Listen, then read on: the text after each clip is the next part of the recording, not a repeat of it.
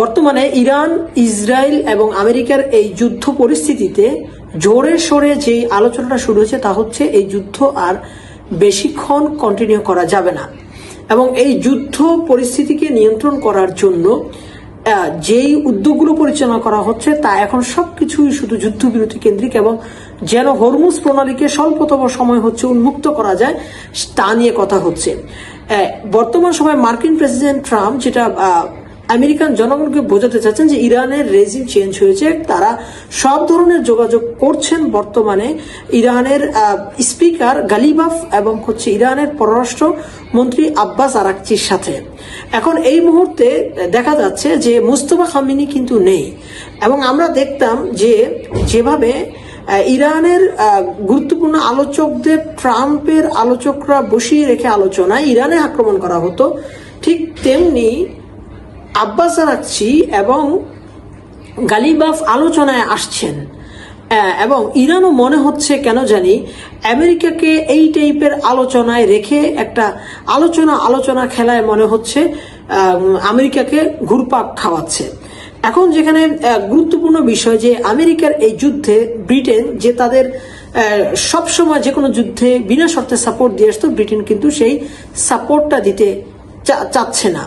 তবে ব্রিটেন কিন্তু তাদের রাজনৈতিক ক্ষমতা যেহেতু জেনাবাদ কেন্দ্রিক প্রভাবিত, ব্রিটেন তাদের মাইন অপসারণের যুদ্ধ জাহাজ পাঠাতে রাজি হয়েছে। কিন্তু যেহেতু ব্রিটেনের বর্তমানে এবং বিশেষ করে ইউরোপের প্রায় সবগুলো দেশ থেকে প্রচুর জাতীয়তাবাদী আন্দোলন উদ্বেলিত হচ্ছে এবং আন্দোলনগুলো হচ্ছে এবং রাজনৈতিক পট পরিবর্তন করার কারণ হয়ে দাঁড়াচ্ছে, এই কারণে ব্রিটেন সরাসরি এই যুদ্ধে অংশগ্রহণ করতে পারছে না। শুধু ব্রিটেনের কথা যদি বাদ দিয়ে আমরা অস্ট্রেলিয়ার কথা বলি, দক্ষিণ কোরিয়ার কথা বলি, জাপান বলি, কানাডা বলি, যারা আমেরিকার এক কথাতে বিভিন্ন সময় বিভিন্ন যুদ্ধে ছাপিয়ে পড়েছে, তারা পর্যন্ত এই যুদ্ধ থেকে মুখ ফিরিয়ে নিচ্ছে। এখন আমেরিকা যখন দেখলো যে সে এবং তার ইউরোপীয় বন্ধুরা অথবা G7 তার আলোচনায় বা একটা প্রেশার গ্রুপ হয়ে হরমুজ প্রণালী যে বন্ধ সেটা ওপেন করার উদ্যোগে সহযোগিতা করছে না, তখন আমেরিকা জাতিসংঘের দ্বারস্থ হলো এবং আমেরিকা বললো যে একটা UN মনিটরিং সিস্টেম গঠন করা হোক হরমুজ প্রণালীর জন্য, যাতে করে সারা বিশ্বের যে তেলের যে সরবরাহ সেটা স্বাভাবিক থাকে এবং নিরাপদে এখানে জাহাজগুলো সচরাচর চলাচল করতে পারে। এবং এই যখন জাতিসংঘকে নিয়ে আসা হলো এই প্রেক্ষাপটে, তখন এটা কিন্তু ইরানের জন্য একটা বিশাল বড় প্রেশার হয়ে গেল।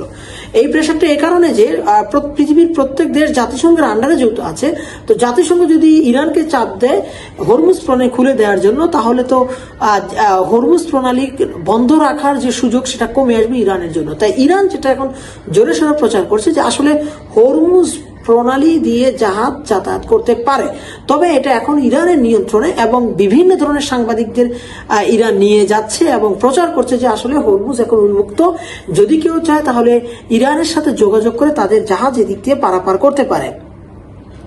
তো একদিকে যেমন আমেরিকা ইরানের উপর কূটনৈতিক চাপ বৃদ্ধি করার চেষ্টা করছে, অন্যদিকে ইরান কূটনৈতিকভাবে হরমুজকে উন্মুক্ত দেখিয়ে জাতিসংঘের চাপটা এড়িয়ে যেতে চেষ্টা করছে। এখন এটা আসলে একটা প্রশংসনীয় উদ্যোগ। এবং আরেকটা প্রশংসনীয় উদ্যোগ হচ্ছে এরকম যে ইরান হয়তো কাতারের সাথে আলোচনাটা আরো ব্যাপক আকার ধারণ করেছে, ভালোভাবে চলছে, কাতারও নিজেকে নিরপেক্ষ রাখতে চেষ্টা করছে এবং বর্তমানে ইরানের আক্রমণ কিন্তু কাতারে কমে এসেছে এবং কাতার যে পশ্চিমা শক্তির কথা শুনছে না, অর্থাৎ আমেরিকা এবং ইসরায়েল কথা শুনছে না, এর ফলে দেখা গেল যে ইরানে অবস্থিত কাতারের যে টেলিভিশন প্রচারণা কেন্দ্রের যে অফিসগুলো সেগুলোতে কিন্তু আমেরিকা এবং ইসরায়েল হামলা করেছে। এবং আরেকটা মজার বিষয় যে শুধু যে কাতার শুনছে না, অনেক ক্ষেত্রে নিজস্ব সিদ্ধান্ত নিতে চেষ্টা করছে, সেটা কিন্তু সৌদি আরবের ক্ষেত্রেও দেখা যাচ্ছে। ফলে সৌদি আরবের প্রিন্স বা বাদশাকে নিয়ে কটূক্তি করতে কিন্তু ট্রাম্প প্রশাসন ছাড়ছে না। তার মানে হচ্ছে এই যে আগে যেভাবে মার্কিন প্রেসিডেন্ট বা মার্কিন আধিপত্যটা বজায় ছিল মধ্যপ্রাচ্যে, সেই আধিপত্যটা কিন্তু কিছুটা হলেও খর্ব হচ্ছে।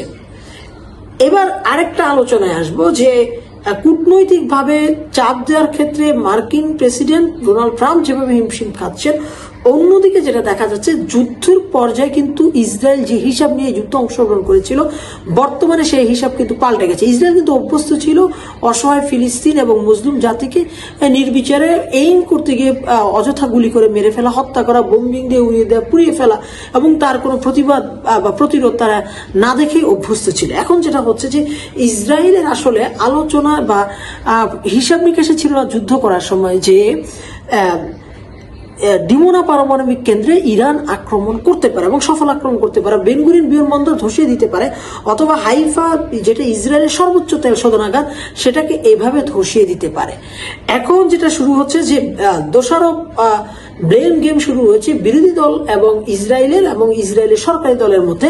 ইসরায়েলের বিরোধী দল মোসাদকে এর জন্য দায়ী করছে, নেতানিয়াহুকে দায়ী করছে এবং দায়ী করছে কট্টরবাদী জয়নাবাদকে, বিশেষ করে বেন গাভিরকে, যারা এই যুদ্ধে উস্কে দিয়েছে এবং ইহুদিদের একমাত্র রাষ্ট্র ইসরায়েলকে এত ক্ষতির সম্মুখীন হচ্ছে। শুধু তাই নয়, ইসরায়েলের যে বিভিন্ন শহরের মেয়র তারাও কিন্তু এখন মুখ খুলছেন এবং এটা গত কয়েকদিন আগে প্রচারিত হয়েছে যে এক একজন বলতে বলতে কেঁদে ফেলছেন এবং ইসরায়েল অবস্থা এরকম হয়েছে যে স্বয়ং সেনাপ্রধান বলছেন যে যদি স্বেচ্ছা সেনাবাহিনীর যে প্রশিক্ষণ ইসরায়েলকে দেওয়া হচ্ছে তারা যদি নিয়মিত সেনাবাহিনীতে এসে যোগ না দেয় তাহলে এই যুদ্ধ পরিচালনা করা তার পক্ষে সম্ভব হবে না।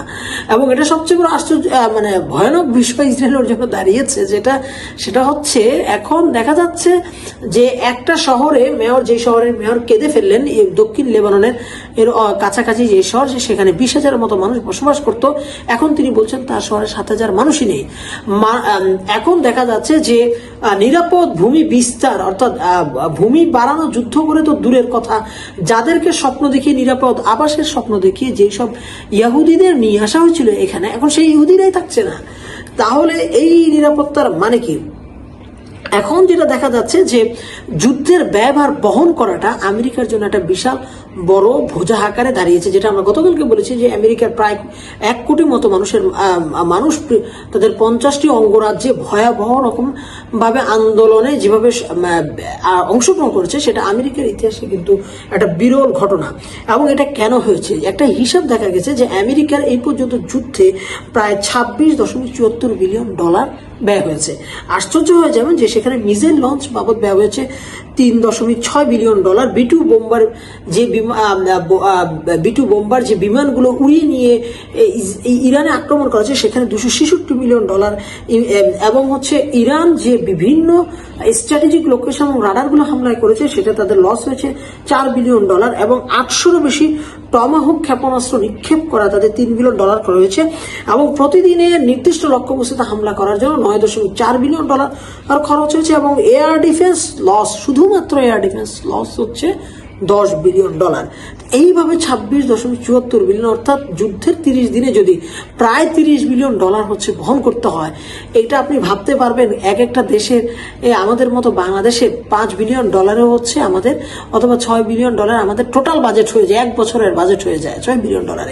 সেখানে 5 গুণের বেশি অর্থ এই আমেরিকা, ইসরায়েল, ইরান যুদ্ধে ব্যয় করে ফেলছে। এখন আরেকটা সমস্যা দেখা দিয়েছে যে ইসরায়েল বলছে যে ইসরায়েলের সৈন্য সমস্যা দেখা যাচ্ছে, কিন্তু রসদের ব্যাপারে কিন্তু তারা কোনো কথা বলছে না। তারা এটা নিশ্চিত হয়ে মনে হয় আছে যে ইউএসএ তাদের রসদ সরবরাহ করবে, কিন্তু ইউএসএ যে রসদ সরবরাহ করে যুদ্ধাস্ত্র সরবরাহ করবে এবং যে পর্যাপ্ত ক্ষেপণাস্ত্র বা ইন্টারসেপ্টর করবে, ইউএসএ তো নিজেই অস্ত্র সংকটে ভুগছে। কারণ এই ধরনের ক্লাস 1 পর্যায়ের যে অস্ত্র সেটা তো তৈরি করতে বছরের সময় লেগে যায়। তাহলে এই যুদ্ধ অবস্থায় এই মরিয়া হয়ে যুদ্ধবিরতির জন্য ট্রাম্প এবং ইসরায়েল ইরানের পিছনে ছুটছে এবং বন্ধু রাষ্ট্রগুলোকে কাজে লাগাচ্ছে। এখন এমন হতে পারে যে তারা হয়তো এই যুদ্ধটা সমাপ্তি চায় এবং সম্মানজনক প্রস্থান চায়, অথবা এমন হতে পারে যে এই যুদ্ধটা এখন তারা কিছুদিনের জন্য স্থগিত রাখবে, 1-2 মাস 3 মাস তার প্রস্তুতি নেবে, তারপর আবার সেই যুদ্ধটা শুরু করবে। এবং ইরান হয়তো এই যুদ্ধটা দ্বিতীয়বার শুরু হওয়ার সুযোগ না দেওয়ার জন্যই হয়তো এখন পর্যন্ত সহজেই যুদ্ধবিরতিতে